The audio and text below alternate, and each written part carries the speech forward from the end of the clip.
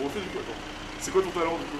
Écoute, mon talent, je fais du parcours freerun, c'est l'art de se déplacer. Alors le parcours, c'est l'art de se déplacer d'un point A à un point B le plus rapidement possible.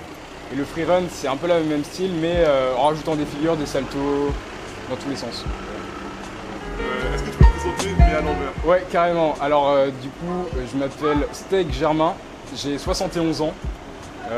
J'avoue que dans la vie, je suis ultra gros. Ouais, ça m'arrive d'être très nul au freerun. Je tombe tout le temps en fait. Et ce qui est cool, c'est que je suis absolument dernier de France. Et vraiment, c'est pour ça que tout le monde se fout de ma gueule, clairement. Et moi, je le prends très mal. Bon, ça arrive. Alors ici, on est à Saint-Cloud, au gymnase de Saint-Cloud. Petite ville dans le 9-2 et donc le gymnase très accueillant pour faire tout ce qui est parcours, gymnastique, freerun évidemment et tous les petits saltos, tout ça, ce genre de bail caliente. Pourquoi tu fais du parcours et comment t'as commencé?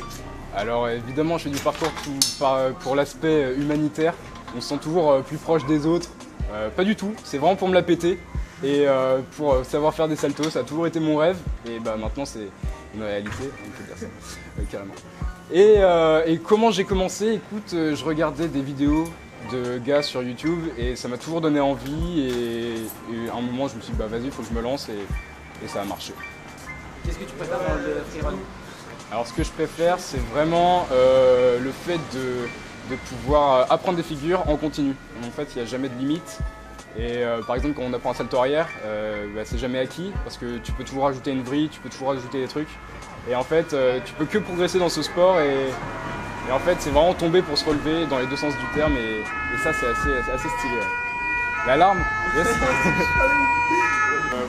Qu'est-ce que tu recherches dans le sport? Genre, tu veux combattre ta peur ou alors c'est recherche d'adrénaline? Alors c'est vraiment pour l'adrénaline en premier cas. Après, c'est vraiment pour me faire kiffer aussi parce que c'est toujours kiffant. C'est un sport qu'on peut pratiquer à peu près partout. Dès que tu pars en vacances, tu as la plage, tu peux toujours faire des saltos, tu peux toujours faire des trucs. C'est impressionnant, enfin ça impressionne les autres. Et voilà, c'est vraiment pour le kiff. Et genre vraiment quand tu sautes, genre, tu ressens quoi? Genre, enfin je sais pas, genre c'est... Bah, honnêtement au début pas grand chose, enfin, ça va vraiment dans tous les sens, on ne comprend pas trop ce qu'on fait. Et très vite on ressent vraiment de l'excitation, à savoir qu'on arrive à enchaîner des figures et tout, on se dit que voilà, on peut toujours faire mieux et c'est vraiment de l'excitation, ouais, ce qu'on ressent. Ouais, du coup tu donnerais quoi comme conseil à quelqu'un qui veut démarrer le parcours? Franchement de se lancer. Voilà, on a tous commencé à un moment donné et c'est accessible à tout le monde. Il y a des figures pour les débutants et plus on en fait, plus on progresse. Donc si quelqu'un veut se lancer, il faut qu'il y aille direct. Pas de question. Et qu'est-ce que tu dirais genre plutôt à des parents genre, qui auraient peur pour leur gosse? Je leur dirais qu'effectivement ils doivent avoir peur parce que je me suis beaucoup blessé.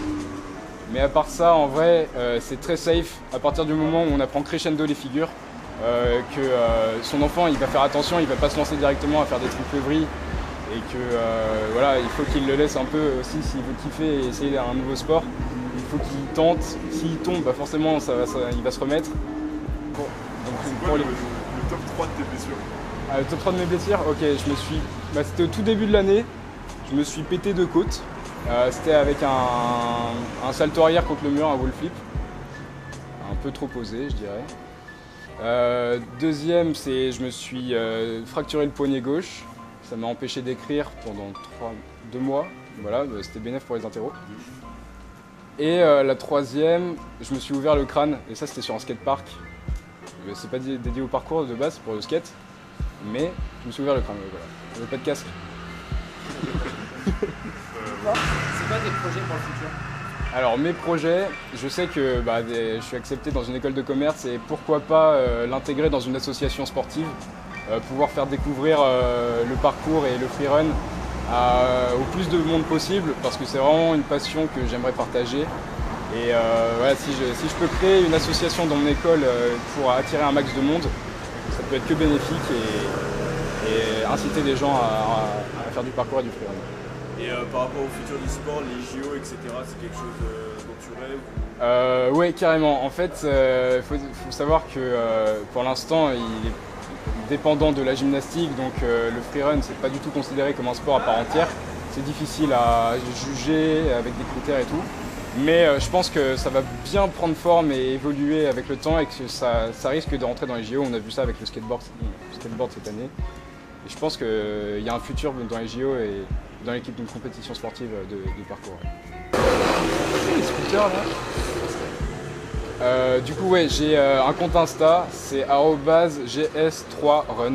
Parce qu'en fait, à l'anglais, ça fait free run et c'est la discipline que je fais. Vous Voilà. pouvez mettre nos Insta aussi.